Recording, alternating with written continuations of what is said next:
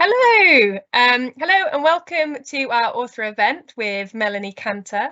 Thank you for joining us this evening. We're really pleased to have you.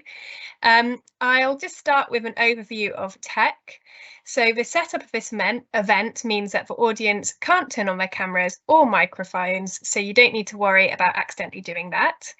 We welcome questions and audience input at any point. So if you have any questions or comments, look for the little Q&A logo, which should either be at the top of your screen or at the bottom.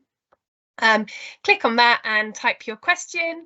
If you've joined us, please feel free to type in the Q&A and say hello, who you are, wherever you're from, what your drink is, if you like. We'd love to know who's watching. So I have a lovely producer in the background, Vicky, who'll be fielding questions, so she'll see your questions before they're published.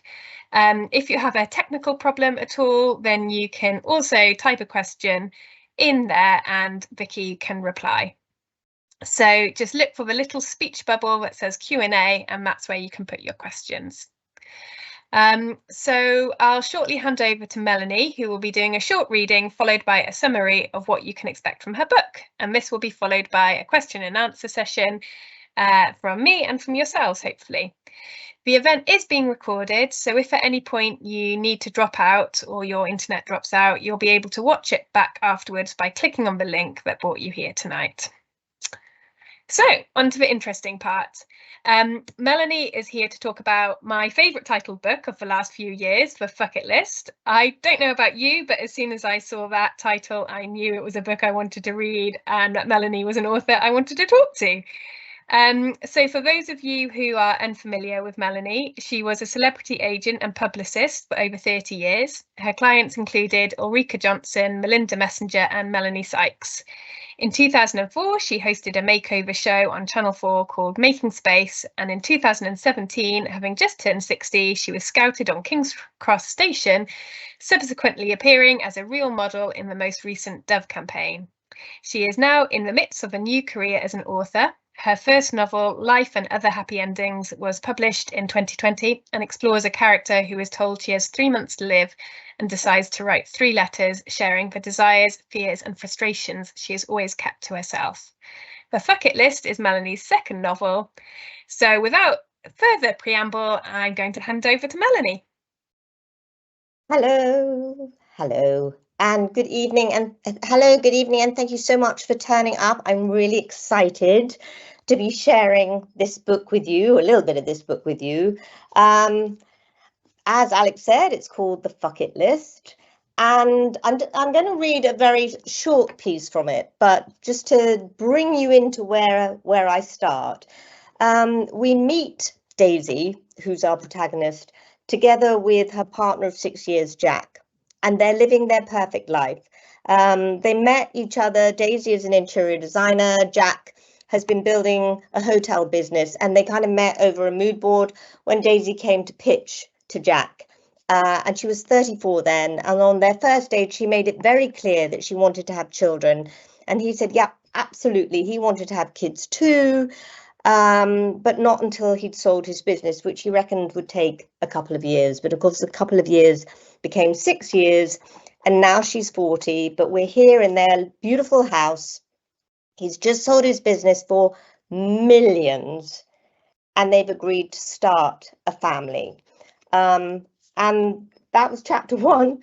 And chapter 2, which is where I'm going to read from, is where Jack has thrown Daisy a really, really glamorous 40th birthday party, and she's about to sneak outside with her friend B to have a cheeky little cigarette because Jack hates her smoking. And when I say Jack hates me smoking, I mean Jack hates me smoking. Even if I take a single drag of someone else's cigarette, it always leads to some silly row. B and I skip outside, hunting for a surreptitious spot.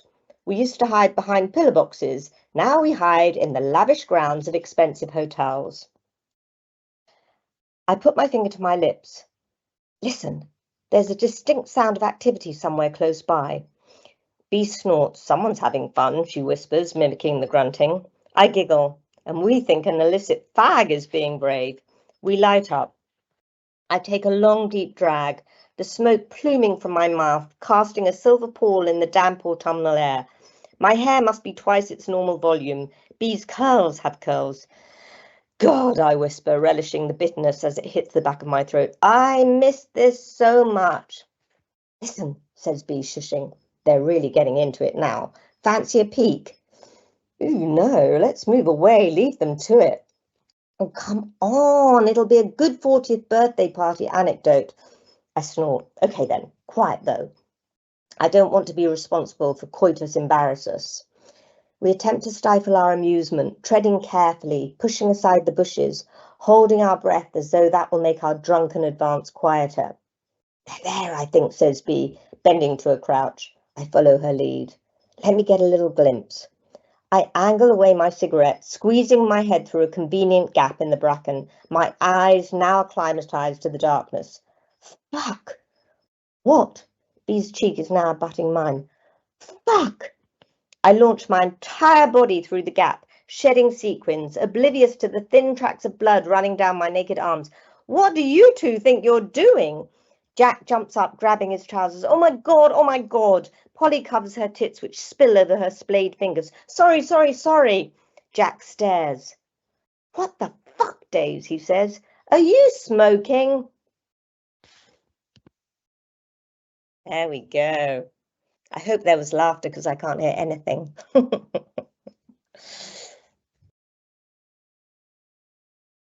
It's back to you, Alex. Okay. That's great. Thank you for that first chapter.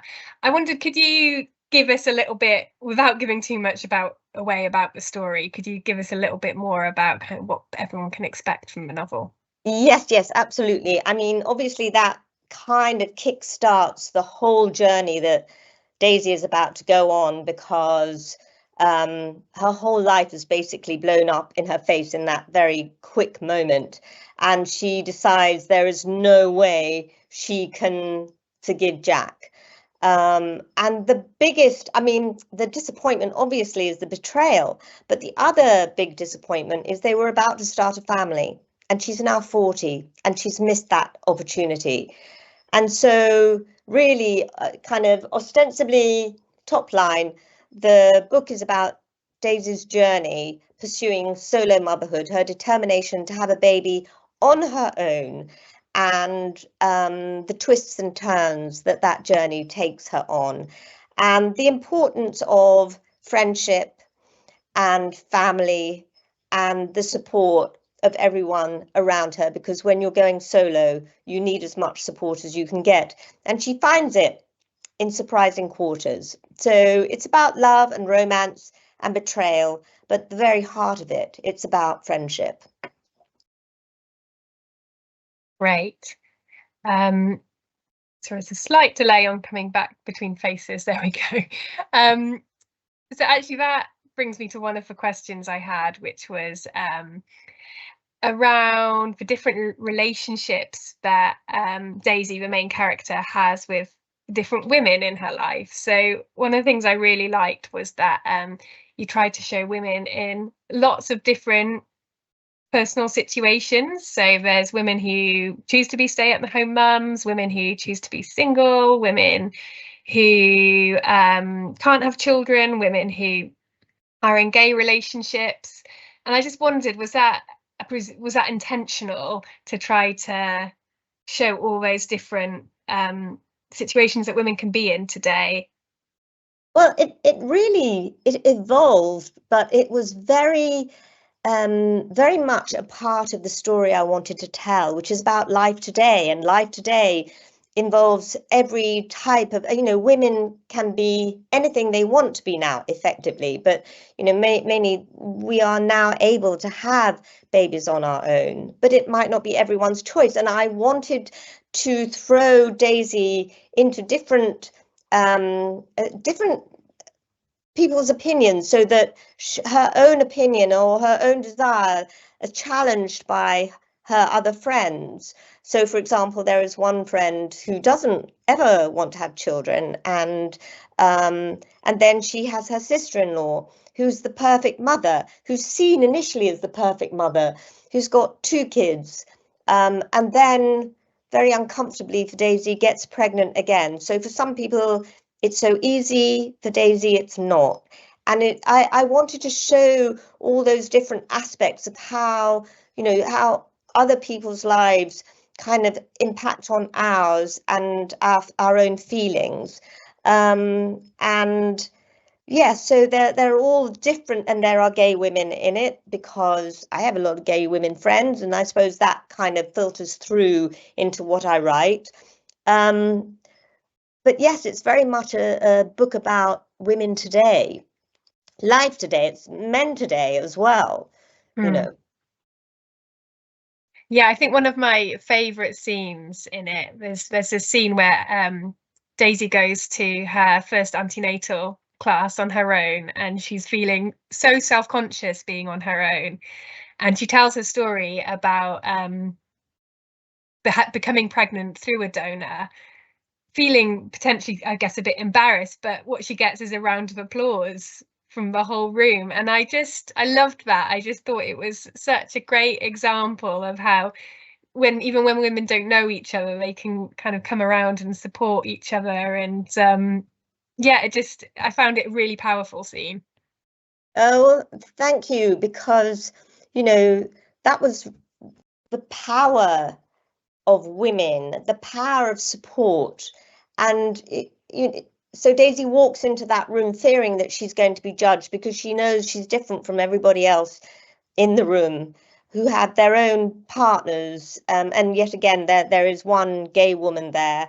But I think that is kind of life, in that there will always be different people there, including Daisy, who is the solo mum. And everybody, they go around the room. I mean, I hope I'm not doing spoilers here, but we're talking about it. So they go around the room and everybody talks about their own story of why they're there, how they got pregnant. And Daisy is really nervous about sharing hers. So when that round of applause comes, I love that moment for her because she so deserves that support. She's such an incredible woman. I really love her. I love her story and her journey. And I'm deeply encouraged by the response that I'm getting from everybody who's equally, she seems to be so standout. I mean, she is the main protagonist, obviously, but she seems to be so standout in getting the love. And I couldn't be more relieved to know that that's the impact she's having on my readers. Great. So talking about Daisy and the character of Daisy, one of the thoughts I had when I was reading it was knowing your background and the people who you've been an agent for, some really impressive, career-driven, independent women who have kind of put their middle finger up to society a bit. And I just thought, was there any inspiration there from some of the women you've worked in your previous career and how you created Daisy? Maybe subliminally, but not intentionally. I mean, I spoke to women who had become solo mums, so I got their story, and it was very important for me to get the medical journey right. So to know exactly what they had to do in order to get to that moment of having the embryo implanted, all the injections, everything that they had to do, which is so demanding and so incredible that in a way it was more those women that made me feel, wow, if you have that strength to go forward and that determination to become a solo mum, then there's something really special about you. And I think that's really what informed the character of Daisy. Also a little bit of me, because I mean, I've been on my own for the last 10 years. I know what it feels like to walk into a party, and there are various things. When you walk into a party and there are expectations of you and like, oh, who are you with? I'm on my own, and it's New Year's Eve. It's not favorite, but I'm on my own. For me, it's fine. But, for Daisy, it was a hit because she was expecting her life to be this perfect life with Jack. and suddenly she's confronted by all these things that single women are confronted by. And so, yes, so there's a lot of me that informs Daisy, but mainly I would say those conversations that I had with those incredible women were really what gave me the insight into somebody who would want to go forward in that way. Yeah, I've just noticed we've had a bit of a flurry of new people joining in the last few minutes. So I just wanted to take opportunity to say hello. And if you do have any questions that you'd like to ask Melanie afterwards, if you look at the top of your screen, or might be at the bottom, you should see a little speech mark which says Q&A. If you click that, you can type in any questions you have or any comments, or let us know that you're watching and where you're from. That would be great. So yes, hello to the new joiners.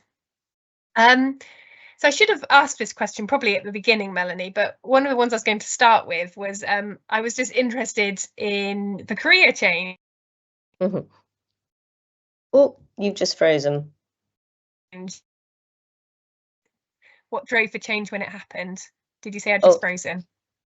Yeah, you just froze, but you're back, I think. Yes, are you back? I'm back. Yes. Am I on? I haven't frozen, right? You've not frozen. We're on. So yes, the career change. Well, I was 50 when I decided I wanted to I wanted to give up being an agent. I mean, I'd had 30 years of it, and it had been the most incredible job and the most incredible ride, but it was a roller coaster ride. And I had been looking after other people's lives for so long that I decided that before it got too late, I wanted to look after my own life and my own passion. And my own passion was for writing. But now, I mean, I'm nearly 67. And my first book came out kind of 5 years ago. So you can see it took me a very, very long time to become that writer. And it's not that I thought it would be easy, but I thought it would be a hell of a lot easier than it was. So I determinedly put myself through courses and one thing and another. And I wrote 4 different manuscripts and got hundreds upon hundreds of rejections from agents. It's a very, very, I don't think people realize what a tough process it is. And you have to be absolutely determined if you want to make it in the publishing industry. And I was determined, but I was also very determined that I was going to carry on writing come what may, because I just loved getting immersed in my stories. And finally, thank goodness, Death and Other Happy Endings, which became Life and Other Happy Endings, kind of hit the sweet spot with my agent, Felicity Blunt. And so that started the success story, really, because the success story is just to get published is a success story. Just to finish a book is a success story. You know, so many people say, I'm going to write a novel. And they write the first 3 chapters 15,000 times. And I can say that I was kind of guilty of that in the beginning, because you start to write these chapters and then you just polish them and just get them better. And what you've really got to do, as I have learned, is just keep going, finish the manuscript, and then go back and start to polish and improve, because the classic thing is to get stuck. But anyway, so yes, that was the inspiration, or that was what triggered my desire to start a second life career, and thank goodness I got there. You mentioned your previous novel. I know we're here to talk about the bucket list, but I just wondered, could you maybe touch a little bit on your earlier novel for anybody who hasn't read it, and what it's about, again, where the inspiration for that one came from, because it's quite an unusual subject to write about. I think because it was unusual, that was why it kind of grabbed the attention. And I have to say, Death and Other Happy Endings was not my title. It went out as some kind of mistake from my, that was my title. And it's about a woman called Jennifer, who's 43 years old, and she's given 3 months to live.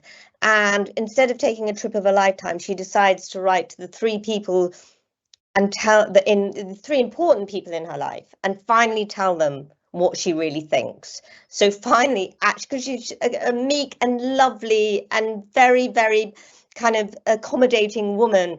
And she's so, as you would be, so pissed off that that's it. She's got 3 months left to live. She thinks, right, I'm now going to tell you what I really thought all this time. And then, of course, she lives. And so it all starts to unravel. And yes, so it's now Life Another Happy Ending, because it came out, effectively, the paperback came out in the pandemic, and it was decided that maybe death wasn't an appropriate word for during the pandemic. So it's now Life and Other Happy Endings, even though in truth, Death and Other Happy Endings is the better title. But it's a very similar pace and vibe and humor and pathos and heartwarming and kind of, I mean, I hope it makes you laugh and makes you cry in the same way as I hope the Fuck It List makes you laugh and makes you cry. I like that. I like tugging on all the emotions, but I do like to put in the witty bits. That leads me to one of the other questions I had. I read in one of the interviews with you that sometimes you make yourself laugh when you're writing, and I just thought, could you ever see yourself writing in a different genre, or do you think this is the one for you?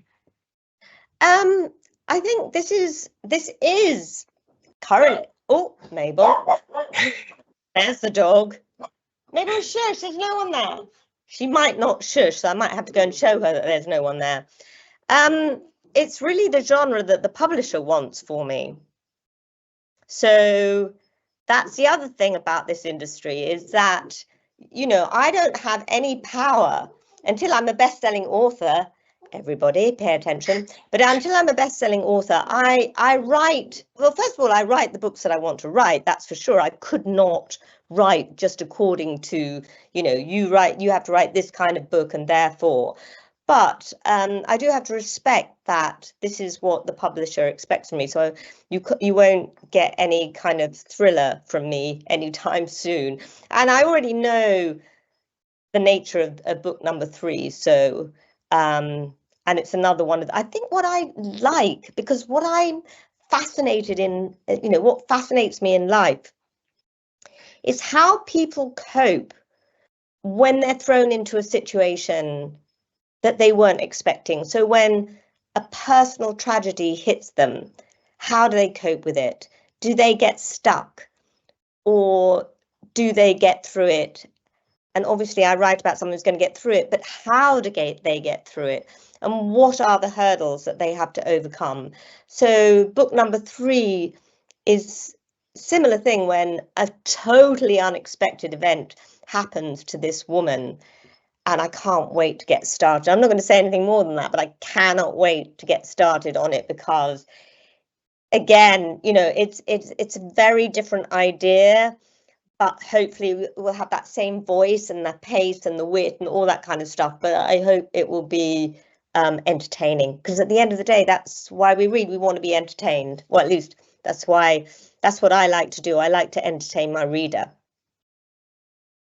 Yeah, and I can say that's definitely, entertainment is the word I'd say for your novel. I said to Melanie before, I was in a bit of a reading drought before I got her book, and I was really struggling to get into anything, but I got into a Fuck It List because it was entertaining. Okay, so let's get back onto the Fuck It List. So you do a great job of exploring the different reactions to using an anonymous donor. So there's people who support Daisy, and there's, you know, particularly her parents who don't understand it at all, and, you know, are even angry. I was thinking, do you think it would have been possible to write a book on this subject 10 years ago, 15 years ago? Do you think we've come forward in the way we perceive choosing to be a single mother? I don't think I could have written it 10 years ago. I don't think I would have even heard about that possibility 10 years ago, although it was around. But I started writing about it 3 years ago and really, I don't know, my feeling is it's just starting to come to the fore as something that women are really taking heart from, the fact that it is something that's available to them, because there are a lot of women now in their 30s, 40s who aren't meeting the man of their dreams, which is a kind of, you know, it's a bit of a fantasy, really, the man of their dreams, but they're not meeting somebody who accommodates their needs or matches them in any way.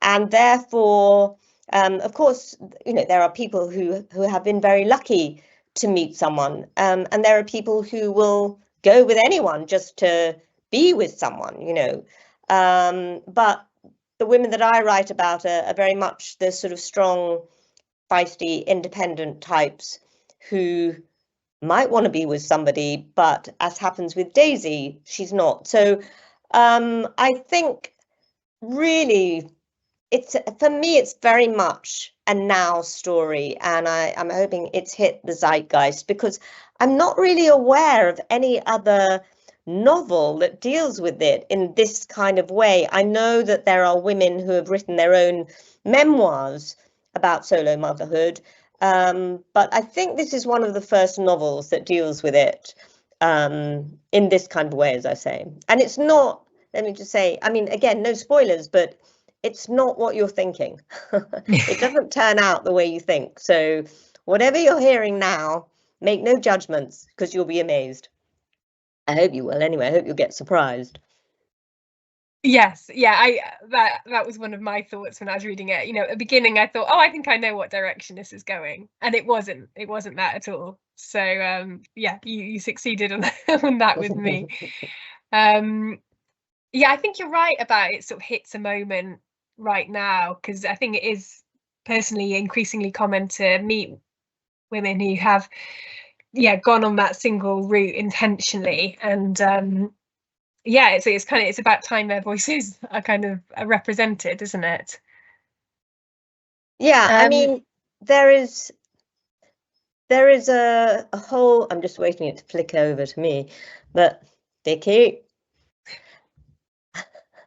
there is a whole community of solo mothers out there, and they really are very co-supportive, and they call themselves solo mother of choice, and it's yes, and the more I've talked about this, the more I hear about these different women. Oh, my friend has just done that. Oh, you need to see my friend. Oh, I'm going to tell my friend about your book, because and so I mean, I find it really extraordinary. And it actually does say in the book, because they're talking about what's going to happen when, if Daisy does get pregnant, how is her child going to be received in class, right?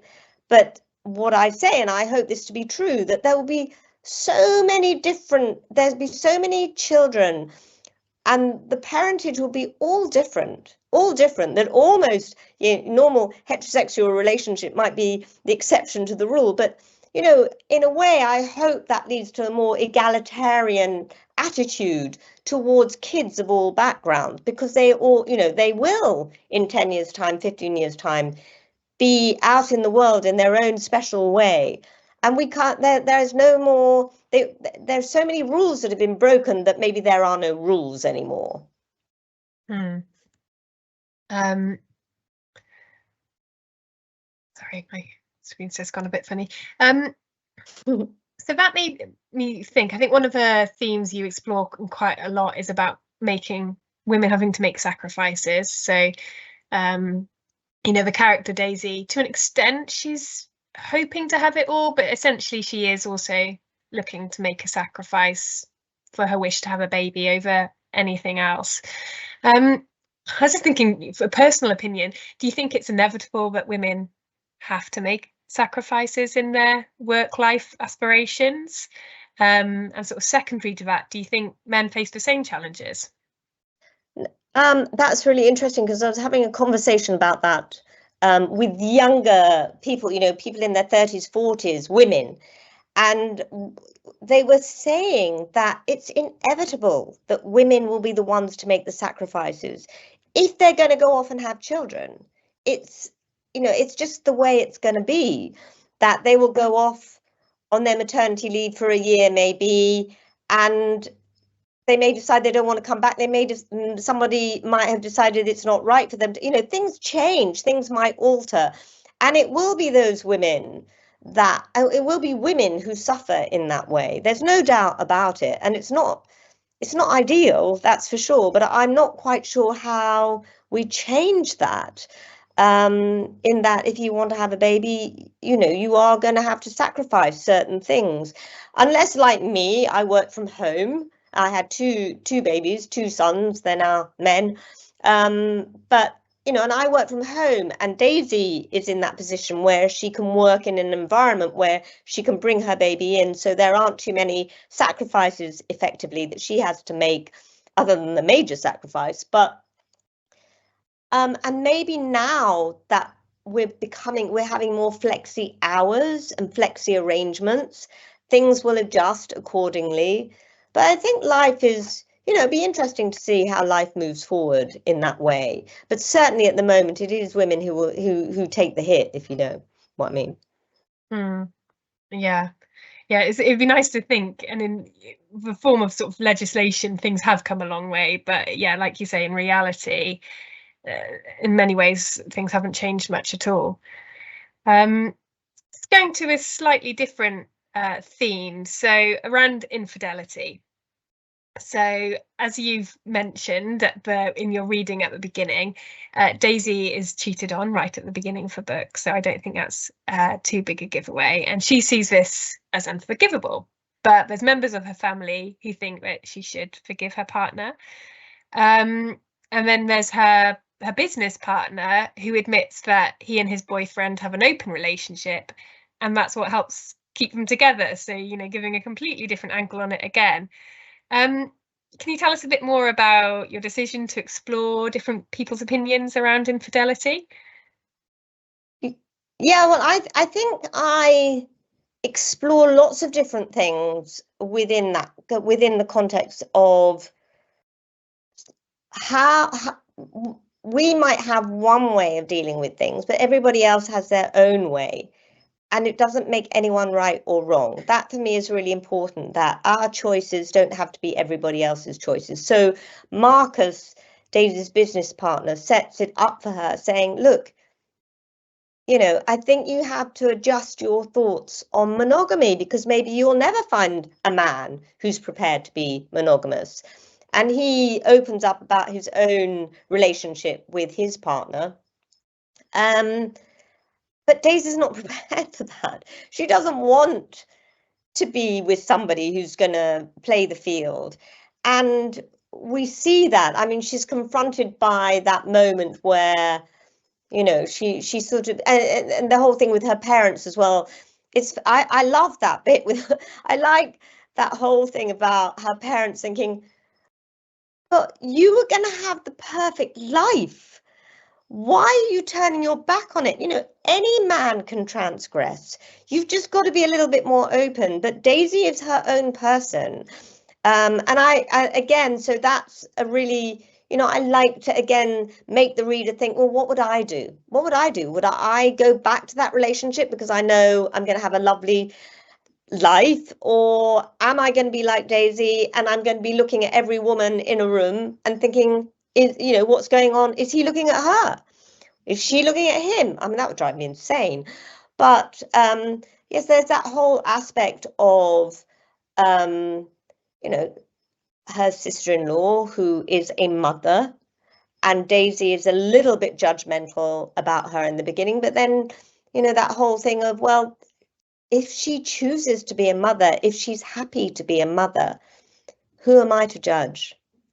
And it's interesting, that whole thing of your choice, my choice. Why don't we just let everybody live and let live? I wish there'd be more of that in the world, Yeah, definitely. Now seems like a good time to read out some of the hellos, the comments, questions we've had. So we've got Alana, who says, hello, I'm from Taunton. I'm so inspired. So lovely to hear Melanie's chapter and story. Wonderful woman. So some praise for you there. Another Melanie saying, also from Taunton, looking forward to reading the book. And we've got Emma in Yeovil, who has a question for you. She says, can you tell me your favourite author and the last book you read? Okay. So I have one book that was so inspirational to me, and it was called The Girl's Guide to Hunting and Fishing. And that was the first book that I read and blew me down. Melissa, I can't remember her name now, but sadly she died. She was such a clever, sharp, funny writer. And when I first read it back in, I think, 2000, I just thought I could write like that. Only to discover that I couldn't write like that. That actually, it's a real skill being able to put down the wit and to be so sharp and incisive. And I loved that book. And another book, so my book that I keep going back to is Lisa Halliday, who wrote Asymmetry.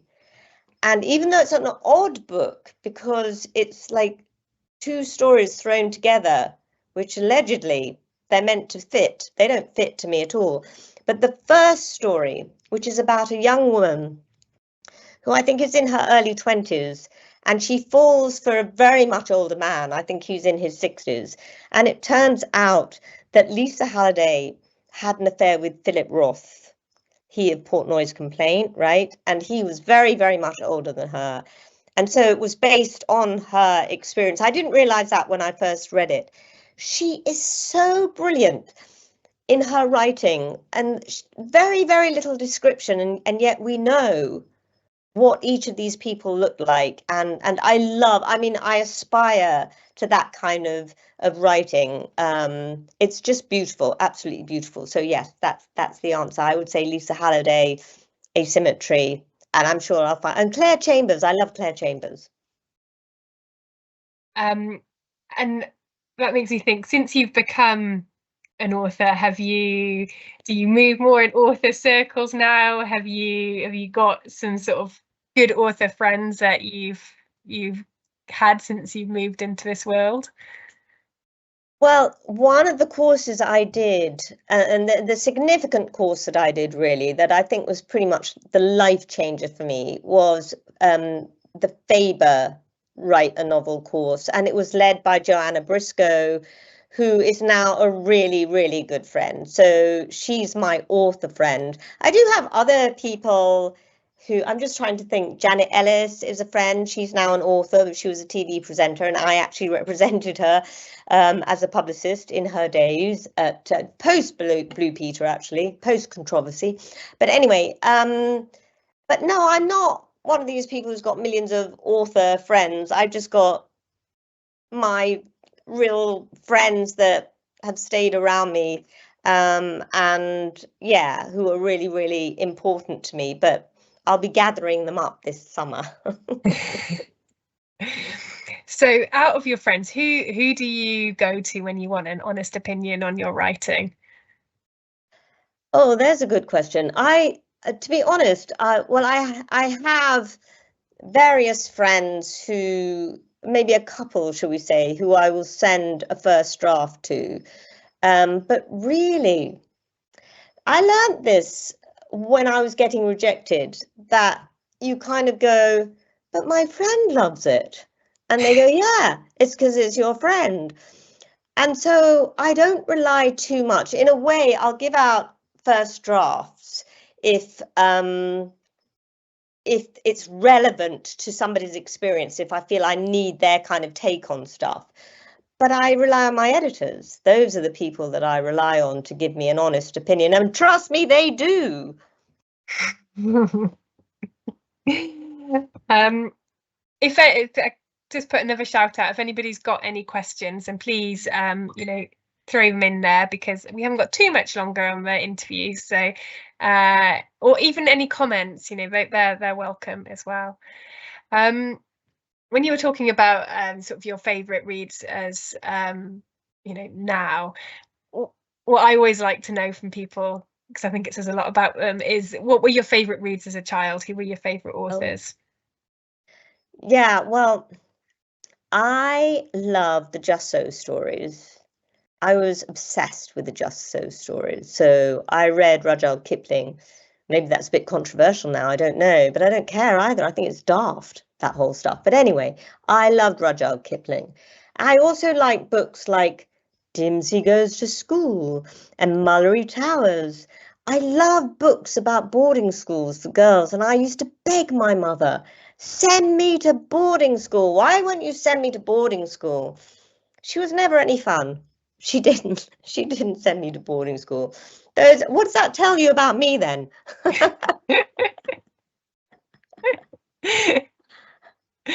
I don't know you. She clearly liked having you at home.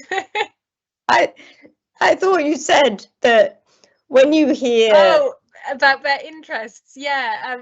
That's a good question back at me. I don't know. I think that's they're sort of escapism stories, aren't they? All the ones that you've mentioned, and I think the Beckett story is slight escapism as well, isn't it? It's something just to kind of sit back and enjoy.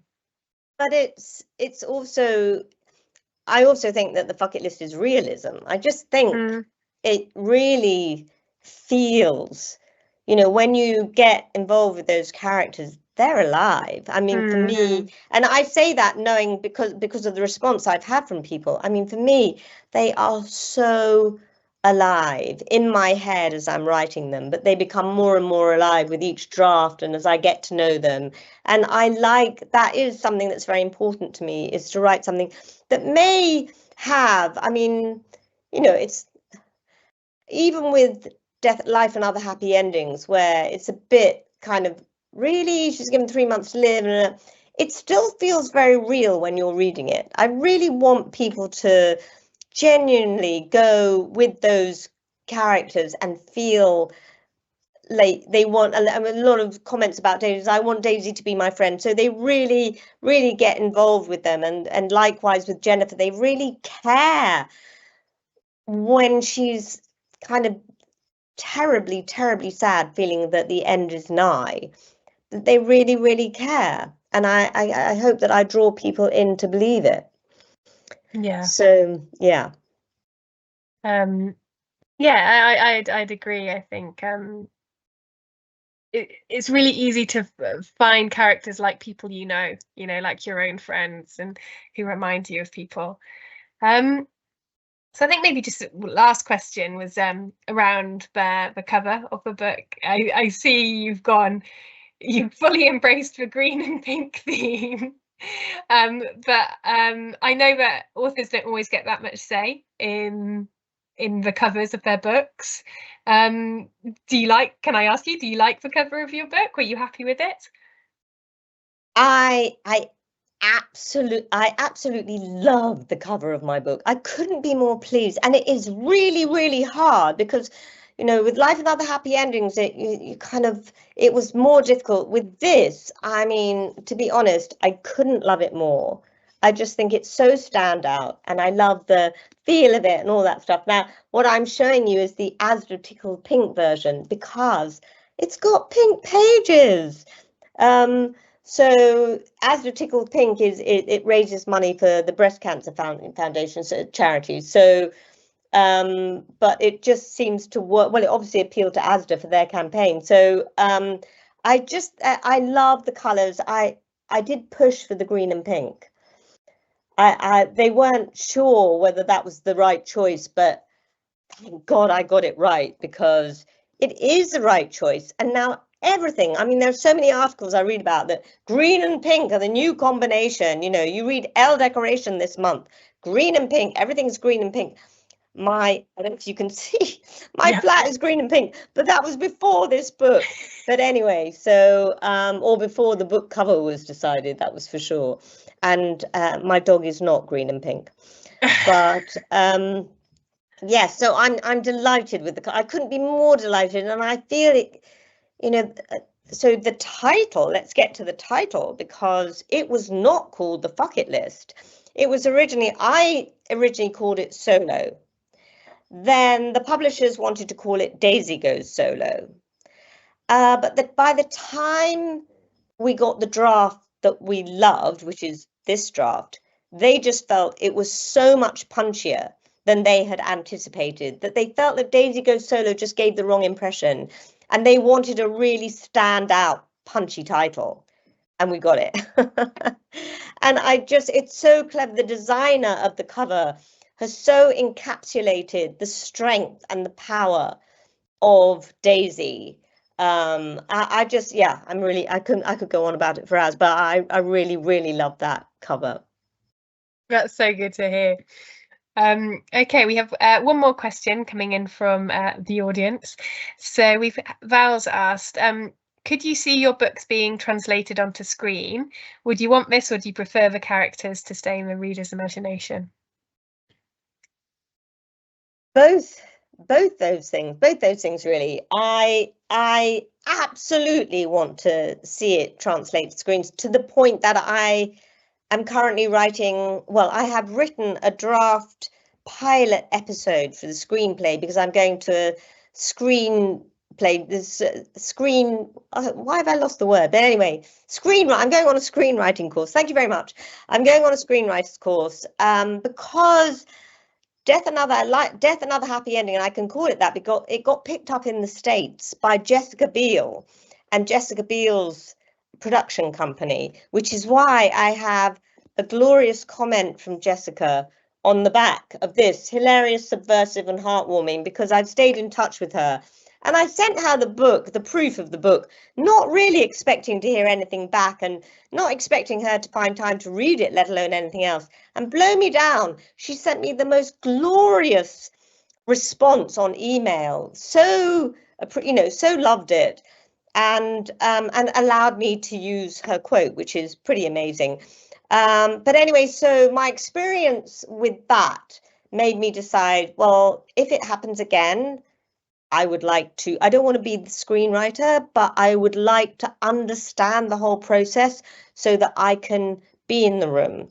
But flipping that aside, also, I love the notion of people creating the characters, having their own image of the characters in their head.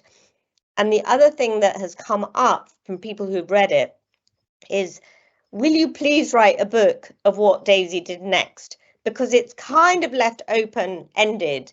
And the reason I did that, I mean, yeah, if it comes to it that the publisher thinks, yes, it would be a good idea to write a book about what Daisy did next, fine. But what I really want people to do is almost imagine what they think Daisy did next. I like that whole thing of really tapping into people's imagination and drawing them in so that they create the characters in their head. I mean, that's the point of writing, really, and the point of your own imagination. And I don't like to tell you too much about how, who looks like what, looks like whatever, and to really run away with your own mind as to what actually happens. Yeah, that's great. Thank you. It's a good ending. So we haven't had any more questions from the floor. So I guess just to end off, I'll say that we will be getting copies at Somerset libraries due to we're in the middle of a management change system on our library systems. So deliveries are paused. So the books unfortunately aren't in stock yet, but they will be in the next few weeks. So please do put a reservation on via Libraries West if you would like to reserve a copy at your library, or if you can't wait, it is for sale already, isn't it, Melanie? It is. It's for sale in Asda. It's in Asda, as I've already said, but it's also in Waterstones. It's on Amazon. It's in all the independent bookshops. I mean, it's pretty widely, distributed. So thank goodness. So hopefully you'll be able to find the copy of your dreams in one of those places. And if not, do borrow it from the library. I popped on Amazon earlier and I saw there was already, I don't know if you've braved looking, there was already a flurry of good reviews. So it's doing well, which is great to see. I'm so pleased for you. Thank you. Okay, well, I think that probably finishes off for this evening. So thank you very much for your time, Melanie. And we look forward to hearing about the next book, and maybe even a screen or a Netflix series if that comes one day. Thank you so much. I've really enjoyed chatting to you, and I hope everybody else has enjoyed the listen, and I hope you'll enjoy the book. Great, thank you.